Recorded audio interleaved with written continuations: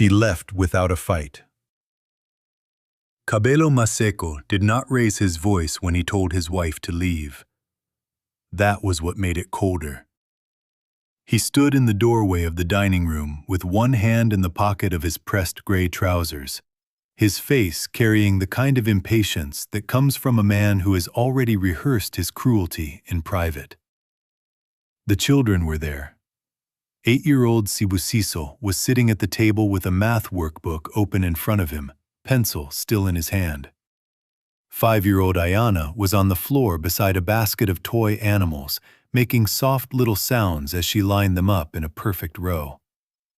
And in the middle of that ordinary evening, in the middle of a home that had once held laughter, music, and the smell of cardamom tea, Cabello looked at his wife and said, "Take the children and go to your mother's house.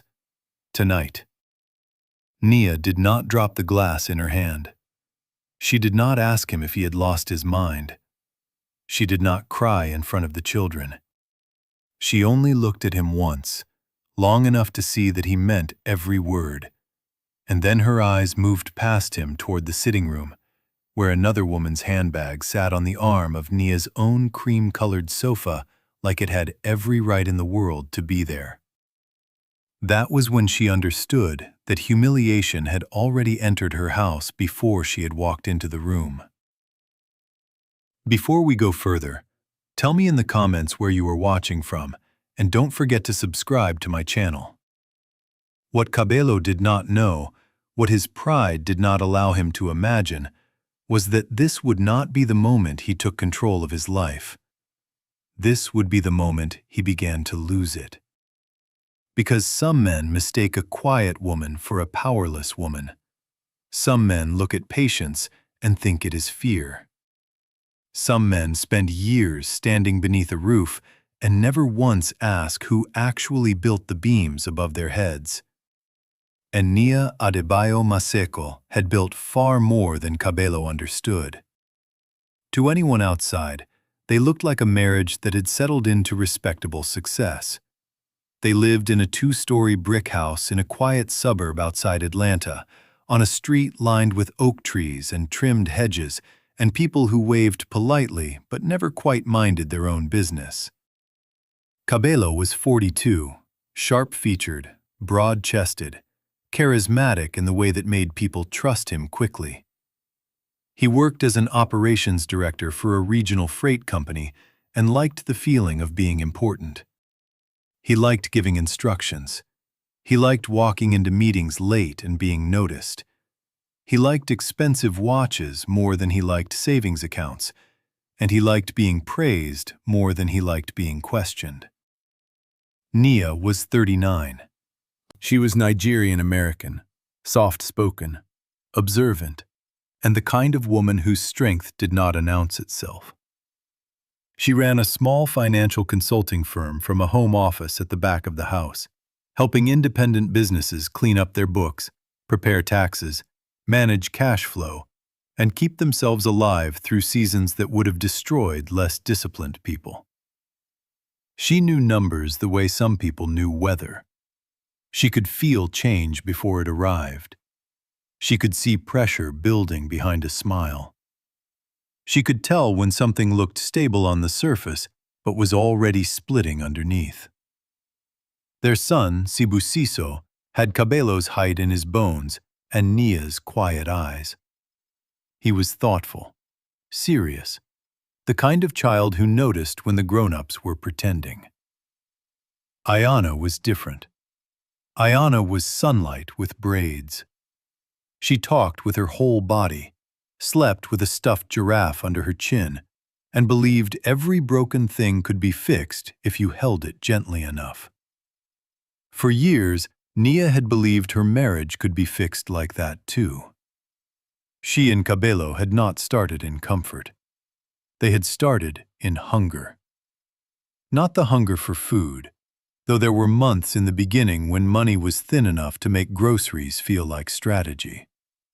No, they had started with the hunger common to young couples who believed love and work would be enough to lift them into the life they dreamed about. They met when they were both still learning who they were. He was ambitious and charming. She was brilliant and steady. He loved how calm she was. She loved how fearless he seemed. In those early years, he would call her his peace. She would call him her fire. It sounded romantic then.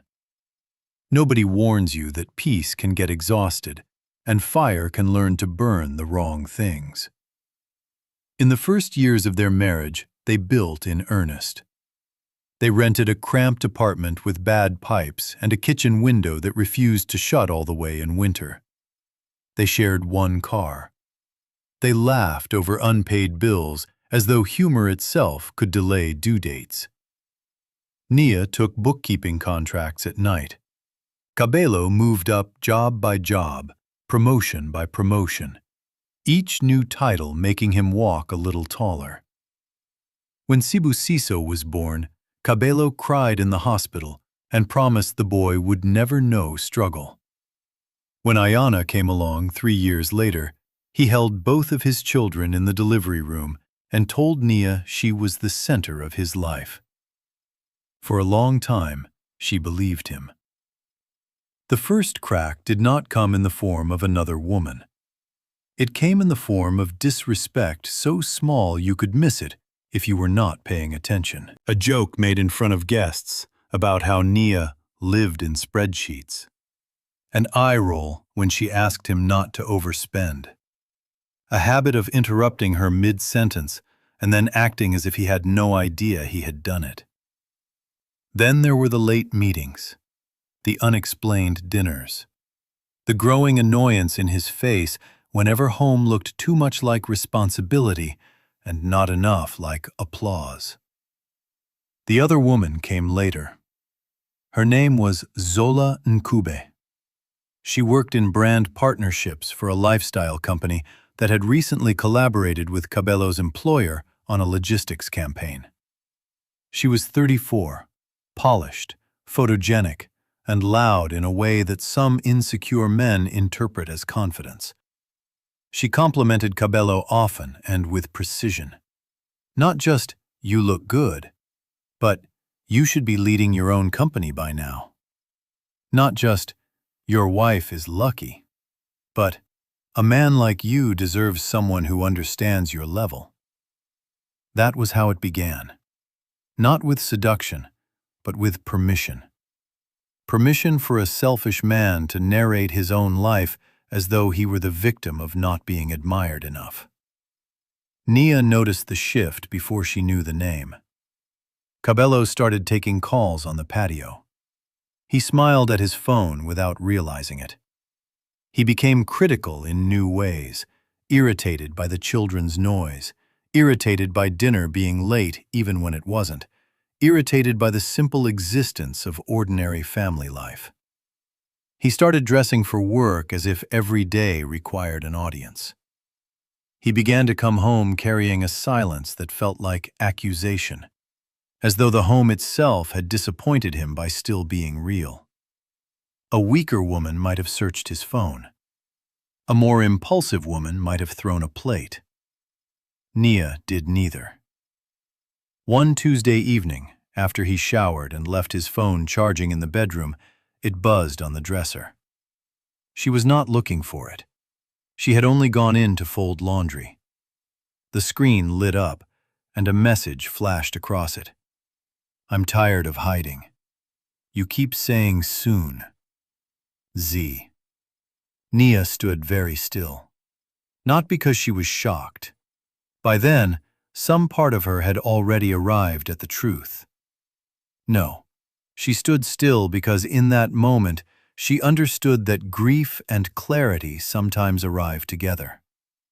She looked at the phone for one more second, then looked away. She finished folding the laundry. She tucked Ayana into bed. She signed Sibusiso's reading log.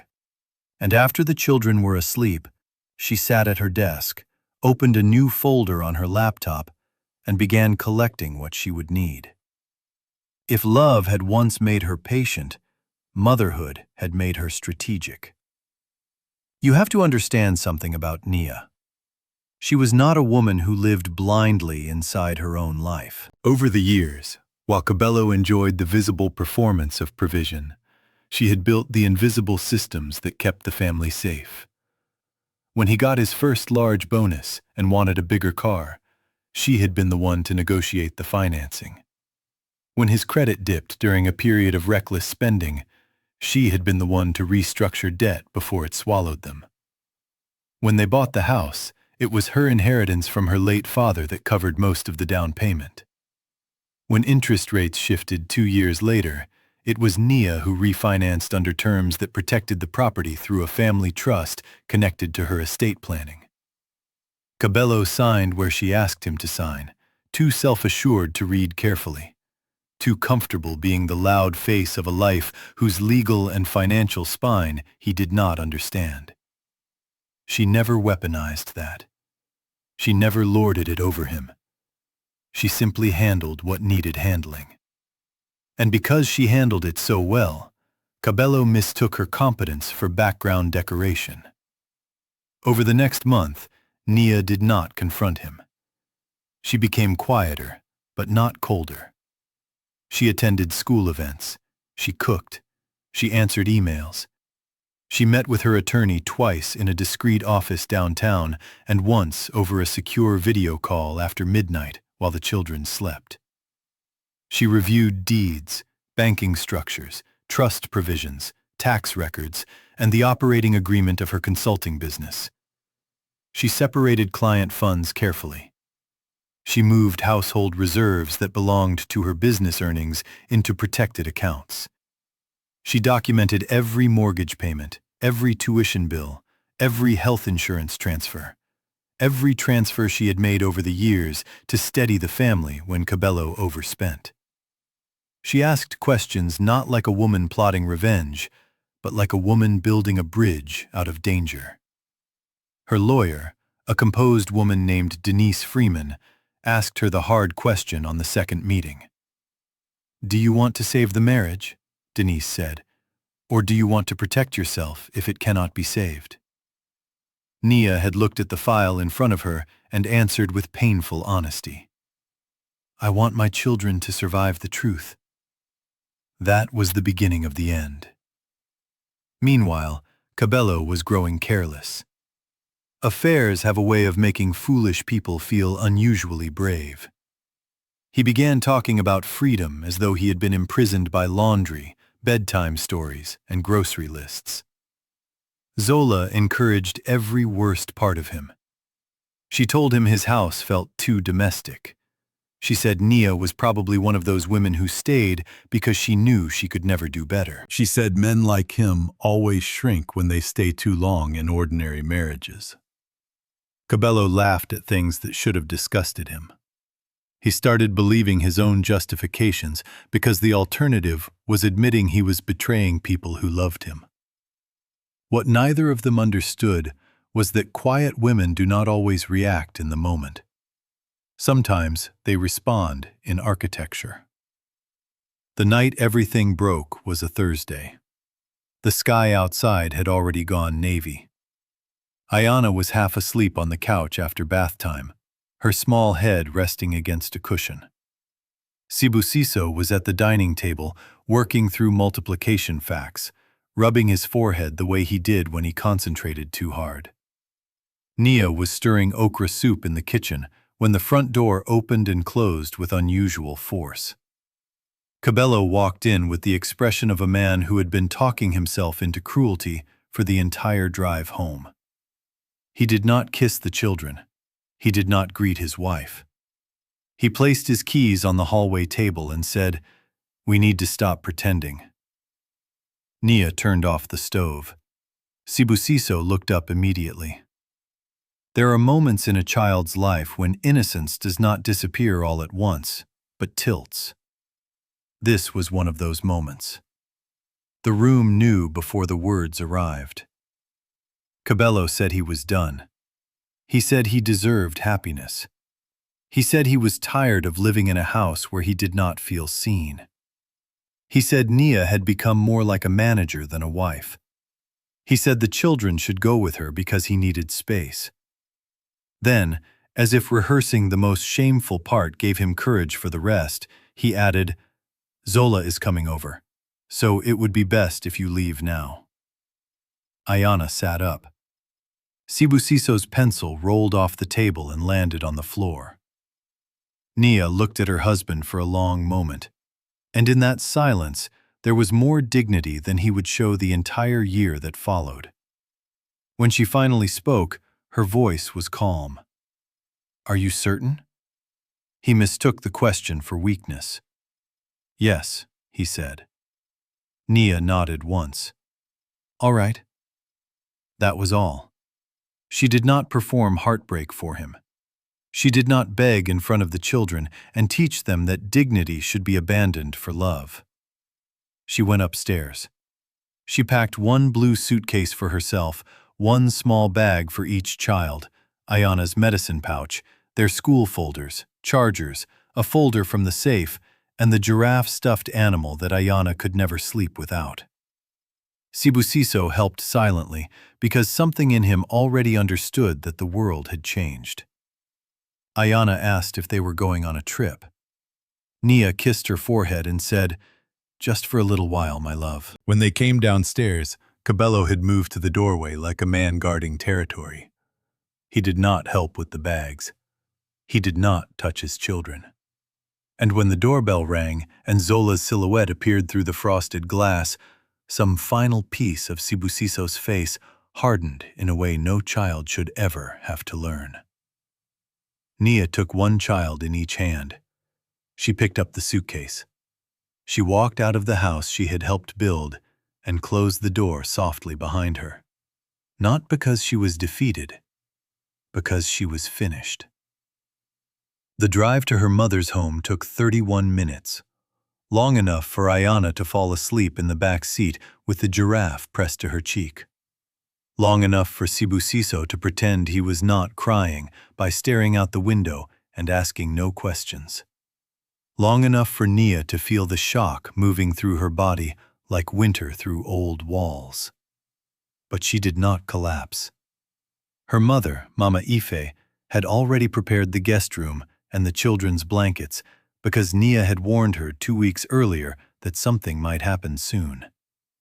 When they arrived, Mama Ife opened the door before Nia knocked. For one suspended second, mother and daughter simply looked at each other. Then Mama Ife said, "Come inside. The children first." No speeches, no drama. That was how strong women greeted catastrophe. They carried the sleeping child in.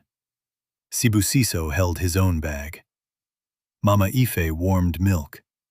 Nia changed Ayana into pajamas without waking her fully.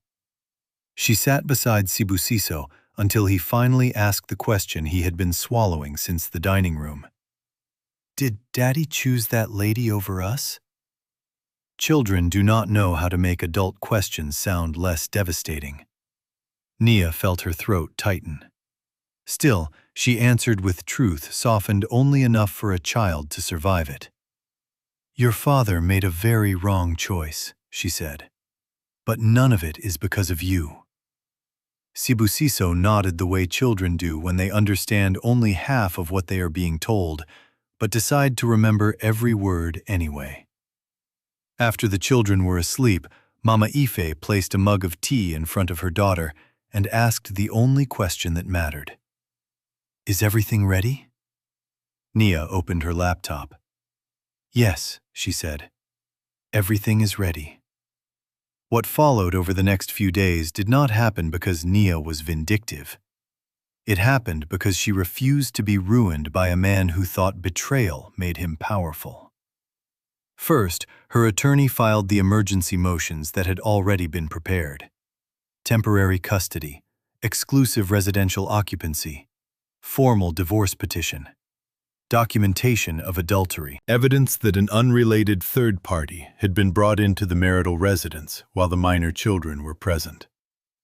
Financial disclosures. Protective review of all jointly accessible funds. The paperwork was immaculate. Denise had told her this mattered. Courts did not respond to heartbreak. Courts responded to records. Nia had records. Second, she activated the trust review on the house. Years earlier, after her father died, Nia had received a modest inheritance. Not enough to make her wealthy, but enough to give her options if she used it intelligently.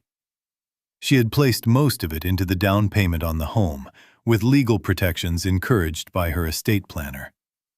Later, during a refinancing period triggered by Cabello's unstable debt behavior, the property had been repositioned under a structure that preserved her majority beneficial ownership through the trust. Cabello had never challenged it, because Cabello never imagined the paperwork mattered, unless it praised him.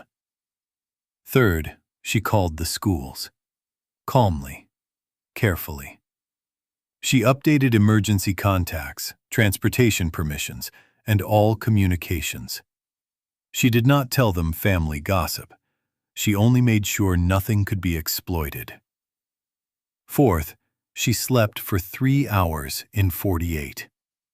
On the other side of town, Cabello believed he had finally stepped into the life he deserved. Zola arrived at the house with perfume, silk pajamas, and the smug energy of a woman who believed proximity to another woman's suffering was proof of victory. She walked barefoot across Nia's rugs. She commented on the tasteful furniture as though she had discovered it herself. She opened the refrigerator and laughed at how organized everything was. Cabello took that first evening as confirmation that he had been brave. He poured drinks. He talked about freedom. He said the house finally felt light. But by the second day, something subtle had shifted. The internet password stopped working. The grocery delivery account linked to the house address was unavailable. A charge for one of Cabello's recurring subscriptions bounced. Then came the email from HR reminding him that open enrollment details needed review because dependent coverage changes had been flagged in a legal filing. He frowned at it, annoyed but not alarmed. Men like Cabello only hear thunder when rain has already reached the floorboards. On the fourth morning, he tried using a shared card for fuel, and it was declined. He blamed the gas station. On the fifth evening, Zola asked why the house account seemed strangely empty. He told her not to worry. On the sixth day, a courier delivered an envelope that made his heartbeat change. Inside was notice of temporary exclusive occupancy pending hearing, supported by the trust documentation and the children's welfare concerns.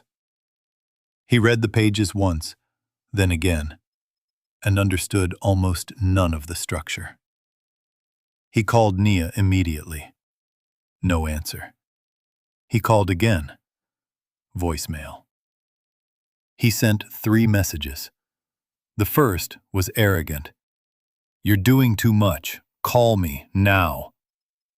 The second was anxious. "What is this legal mess?" The third was what men send when fear finally touches them. "We need to talk." Nia did not respond. By the next afternoon, a process officer and a locksmith stood at his door. Cabello opened it with the irritated confidence of a man who still thought volume could rearrange reality. The officer handed him the order and explained, in the flat, professional tone of someone who had seen pride collapse before, that he was required to vacate pending further proceedings.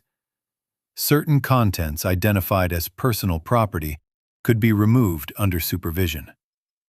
The residence itself was not his to occupy over objection, based on the filed documentation and ownership structure under review. Cabello laughed first. People laugh when truth arrives dressed too plainly. "This is my house," he said. The officer did not debate. "Sir," he replied, "you need to read the order." Zola appeared behind Cabello in one of Nia's robes. The humiliation of that image would stay with him for years. Not just because the officer saw it, not just because the neighbor's curtains moved, but because in that moment, standing on the threshold in broad daylight, Cabello realized he had invited disgrace into a house he did not legally control. He called his friend Toomey, who claimed to understand real estate law. Toomey did not answer. He called his older brother. His brother told him to calm down and read before shouting. He called the bank. The bank explained what the bank could explain, which was not enough to save him from the deeper truth. The foundation of the life he had been living was not arranged around his wishes. It was arranged around Nia's intelligence. By sunset, he was carrying shirts, shoes, files, and half his dignity into the back of his SUV, while Zola stood to the side, asking questions that were beginning to sound less supportive and more suspicious. "What do you mean you didn't know? What do you mean her firm isn't in your name too? What do you mean the house is tied to her trust?" Every answer made him smaller. At some point, one of the neighbors, an older woman named Mrs. Holloway, who had once complimented Nia's roses, stepped outside to collect her mail. She looked from the boxes to the officer, to Zola's tight expression, and then to Cabello. She did not say a word. Her silence felt like public record. By nightfall, Cabello and his boxes were in a hotel. And this is where some people would expect Nia to celebrate. But the truth is quieter than that. She did not dance. She did not toast revenge. She sat at her mother's kitchen table reviewing client invoices while Ayana colored beside her, and Sibusiso did homework in silence that had become too mature for his age. Every so often, she stepped into the laundry room, closed the door, and let herself lean against the wall for exactly 30 seconds before returning to the children with a steady face. That is one of the cruelest parts of betrayal. Even when justice begins to arrive, mothers do not get to fall apart for very long. Weeks passed, and Cabello's unraveling became more precise. His finances were worse than he had realized, because he had spent years living above what his salary comfortably sustained. The premium SUV he liked to treat as proof of status had a monthly payment large enough to feel heroic when household cash flow was strong and stupid when it wasn't. Several vacations he once bragged about had been softened by Nia's consulting income and careful timing. The children's school expenses had often been covered by transfers from her business account after he overshot budgets elsewhere.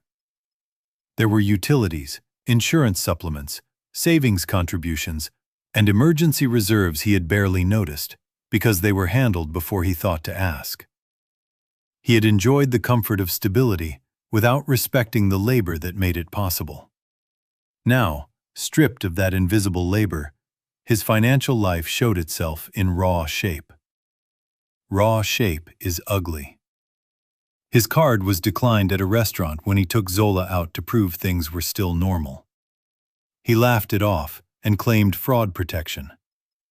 Zola stared at him over the candle, and something in her face cooled permanently. 3 days later, she stopped answering some of his calls.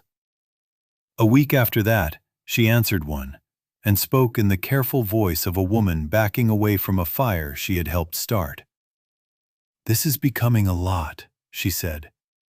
"I didn't sign up for chaos." Chaos. As if families became rubble all by themselves. As if she had merely stumbled into the scene and not helped create it. Cabello begged her not to disappear. She said she needed space. That phrase is almost always a funeral sentence in modern relationships. Within 10 days, she had blocked him on everything. Halfway through that same month, he went to the parking lot of a pharmacy after another argument with his attorney about disclosure documents, and sat in his car with both hands gripping the steering wheel. He was not a man who cried easily. His pride had always filtered pain into anger before anyone could see it. But there in the heat, with the engine off and sweat at his collar, he finally let himself feel the weight of his own collapse. He thought of Sibusiso's face in the dining room. He thought of Ayana asking if they were going on a trip. He thought of Nia saying, "Are you certain?" That question haunted him because now he understood what he had missed inside it. She had not been asking if he wanted space. She had been giving him one final chance to recognize the cliff before stepping off it. He had stepped anyway. If you like this story, subscribe my channel for more beautiful stories. By the third month, temporary custody arrangements had been formalized. Cabello received alternate weekends and one midweek evening, supervised only by the standards of schedule and conduct, not by suspicion of physical harm. Nia had not tried to destroy his relationship with the children. That would have been easier emotionally, but less clean morally. She made room for them to love their father, even while protecting them from his instability. There is a particular nobility in that, and a particular pain, too. The first weekend he had them, Cabello cleaned his one-bedroom rental apartment 3 times before they arrived. He bought cereal they liked, though he got the wrong brand for Ayana, and she noticed immediately. He set up a mattress on the floor for Sibusiso, and a small bed with pink sheets for Ayana. He borrowed storybooks from a coworker whose daughter had outgrown them. He tried very hard. Sometimes effort arrives too late to save what mattered, but it still reveals what could have been. When the children came, they were polite. That was worse than anger. Children who feel safe will complain. They will ask for snacks, scatter toys, talk too loudly, make a mess, and trust that love can survive inconvenience. Polite children are uncertain children.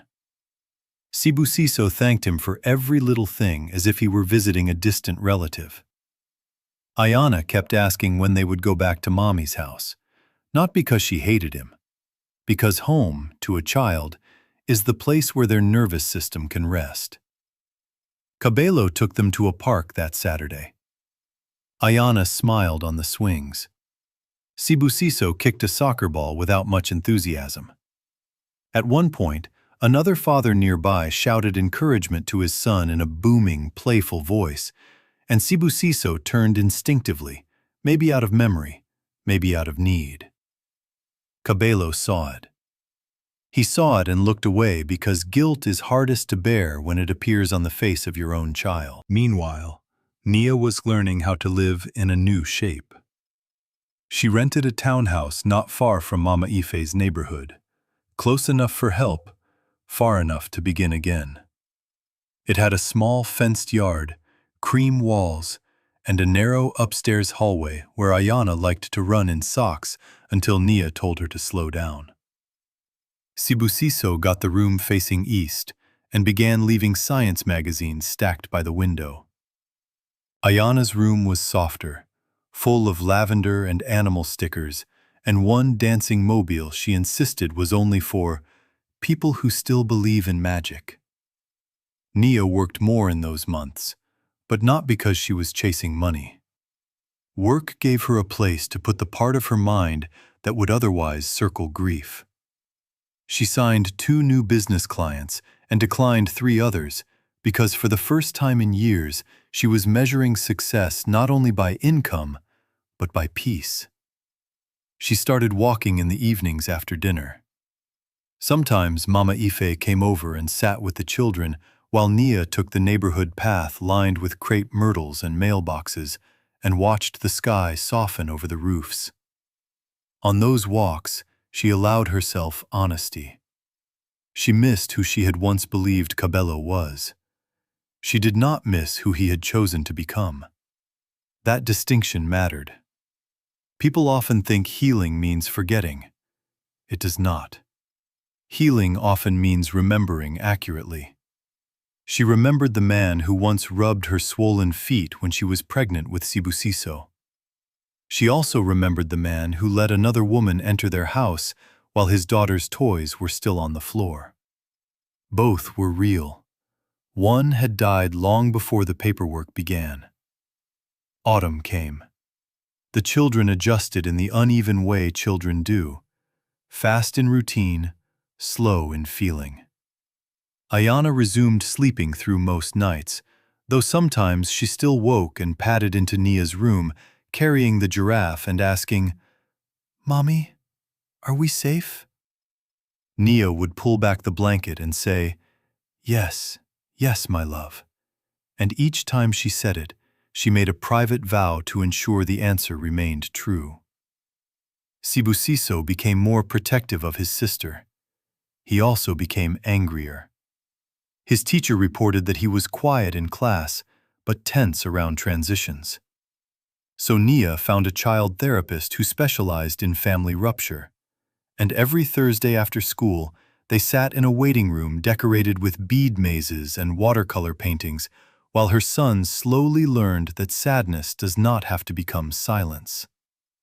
Cabello noticed those changes too, but from the outside. He noticed Sibusiso no longer confided in him the same way.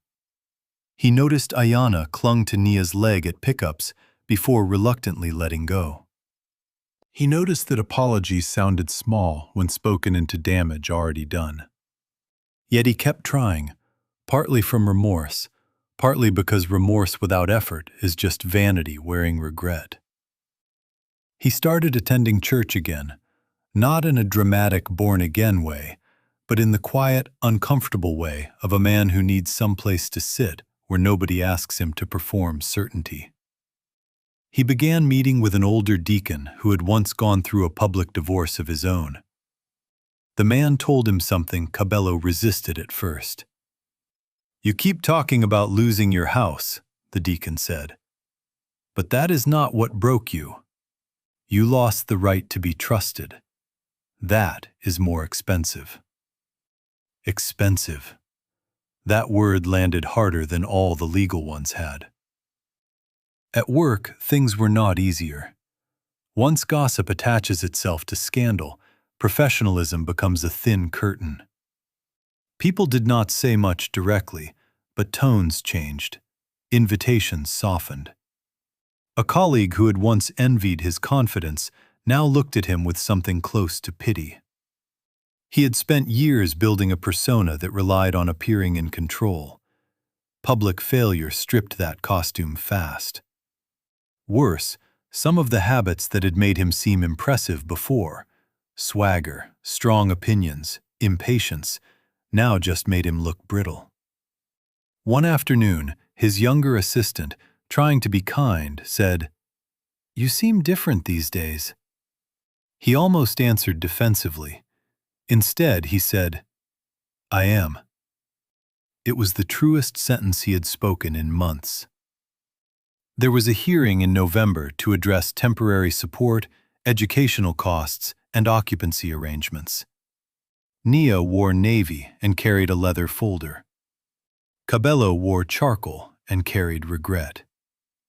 They sat on opposite sides of a room too formal for collapse and too ordinary for the history it contained. The judge reviewed documentation, listened to counsel, and asked measured questions. Nia answered clearly. Cabello answered when required. There was no shouting, no dramatic speeches, just the administrative language of consequence.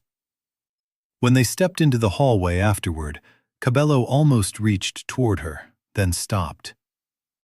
"Nia," he said quietly. She turned. There was no hatred in her face, and somehow that was harder to bear than hatred would have been.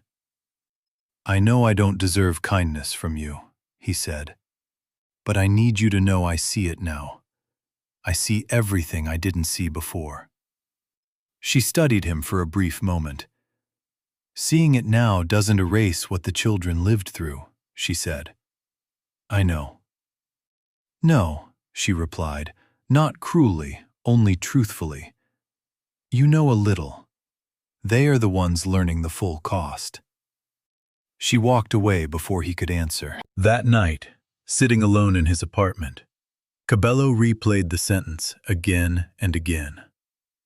They are the ones learning the full cost. He had spent so much time mourning the life he lost that he had almost treated the children as emotional scenery around his own collapse. That realization sickened him. For the first time, he stopped asking how to get Nia back and started asking how to become less dangerous to the people he loved. That kind of question does not produce quick redemption, but it is the first honest question. Winter settled over the city. The children split holidays according to a schedule typed in neutral legal language that could not possibly contain the emotional geography of Christmas divided into parts. On Christmas Eve morning, Cabello picked them up for a few hours. Ayana wore red ribbons. Sibusiso carried a small bag with his book inside because he had become the kind of child who brought reading as self-protection. Cabello took them to his mother's house, where the family tried carefully to act normal. Aunties overcompensated with food. Uncles avoided direct eye contact. His mother, a proud woman who had spent months alternating between anger and denial, pulled him aside while the children opened gifts. "You did a foolish thing," she said. "But if you want to be their father completely. Not when it flatters you, not when it is easy." The sentence cut because it came from blood. Later that evening, when he returned the children to Nia's townhouse, snow did not fall. Their winters were rarely that poetic. But the air carried a sharp cold that made every breath feel visible. Nia opened the door wearing a soft sweater, her hair tied back, the smell of cinnamon and baked bread behind her. For one impossible second, the sight of domestic warmth nearly undid him.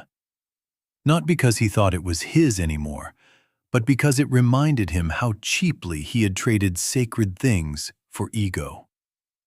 Ayana ran inside, shouting, "Mommy, Nana gave me sparkly shoes!" Sibusiso followed more quietly. Cabello lingered on the porch. "Thank you for letting them come," he said. Nia nodded. They should know both sides of their family. He wanted to say more, but she had already turned slightly toward the warmth behind her, toward the life continuing without him. The door closed with the same gentle finality it had the night she left. January brought final negotiations. By then, the terms were clear. The house would remain under Nia's control through the trust structure and occupancy order. Cabello would retain certain personal assets and continue support obligations proportionate to his income. Nia's business remained separate, savings sourced from her protected earnings and documented.